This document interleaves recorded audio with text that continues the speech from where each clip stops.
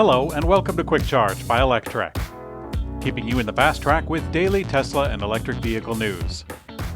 I'm Mikey G, and it's Thursday, July 14th. Tesla is now allowed to sell the Model Y vehicle that they produced during the long test phase at Gigafactory Berlin. For the better part of a year, Tesla was stuck in a regulatory limbo at Berlin before it was finally allowed to start production back in March.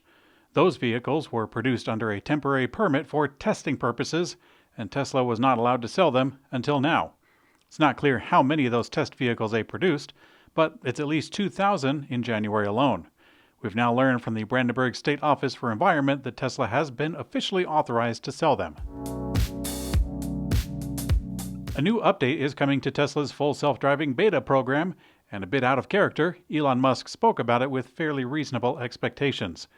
When asked on Twitter about it this week, Musk said that the beta testers should expect a 10.13 update next week. He also said a solution is coming to a reference-specific incident in which the system had a difficult time with unprotected left turns. In the same tweet, Musk commented on Tesla's upcoming version 11 update, a bigger software update to full self-driving that could deliver both single software stack for both highway and city driving. That update is coming in August, but timelines have been known to be slippery. Andrej Karpathy, Senior Director in charge of Artificial Intelligence and Computer Vision at Tesla, announced that he is leaving the automaker. In March, Karpathy announced that he was going on sabbatical for 4 months. At the time, we reported that it was worrisome since Tesla executives taking sabbatical have often resulted in them not coming back. And indeed, such was the case with Karpathy. He wrote on Twitter, quote, "It's been a great pleasure to help Tesla toward its goals over the last 5 years, and a difficult decision to part ways. In that time, Autopilot graduated from lane keeping to city streets, and I look forward to seeing the exceptionally strong Autopilot team continue that momentum."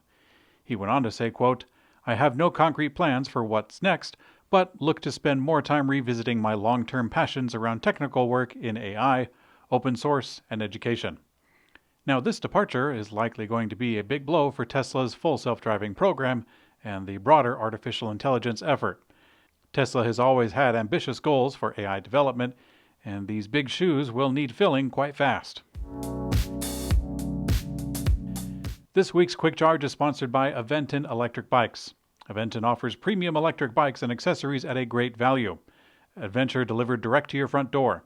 Aventon offers a wide range of electric bicycles armed with a powerful electric bike motor that goes up to 28 miles per hour. Aventon's award-winning Pace 500 and 350 set a standard for upright cruiser e-bikes with new upgrades and design features. You can check out their website, aventon.com. That's Aventon.com. Tesla's alumni have come together to work on an electric RV startup.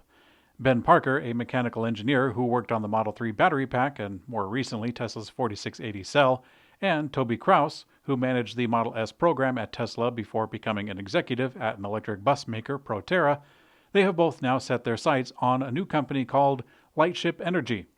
Lightship aims to deliver a trailer equipped with its own electric powertrain that would result in the EV that is pulling it to not lose so much range. And as it turns out, they've already got some energy of their own. After $1 million in pre-seed and $3 million in a seed funding round, the company recently closed a $23 million Series A round to deliver their first working prototype. They're not ready to show one quite yet, but financially, they're off to a good kickstart. General Motors has announced a collaboration with Pilot Gas Station Company to implement a coast-to-coast DC fast-charging network co-branded with the Pilot Flying J and Ultium 360 logos. The new charging network will be powered by EVgo's Extend charging services for business. The network will initially consist of 2,000 stalls across 500 Pilot and Flying J travel centers near major highways. Although Pilot is still very much in the fuel business, the company does have the foresight to prepare for the EV revolution.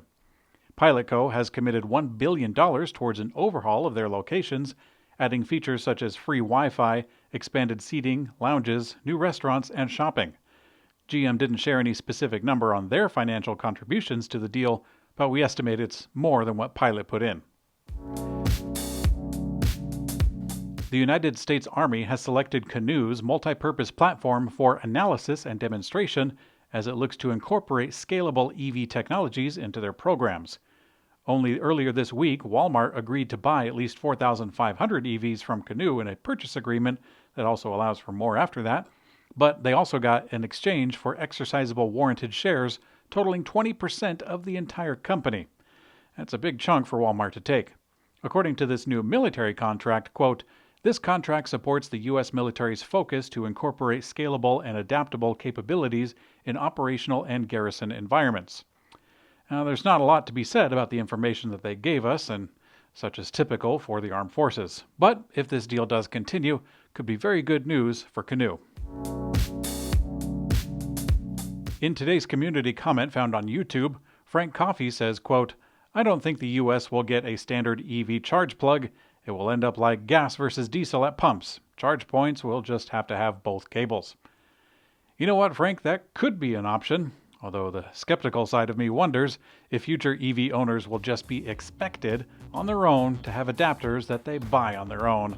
I wouldn't put it past some of the big companies to just go with business as usual and put the compatibility burden onto the consumer.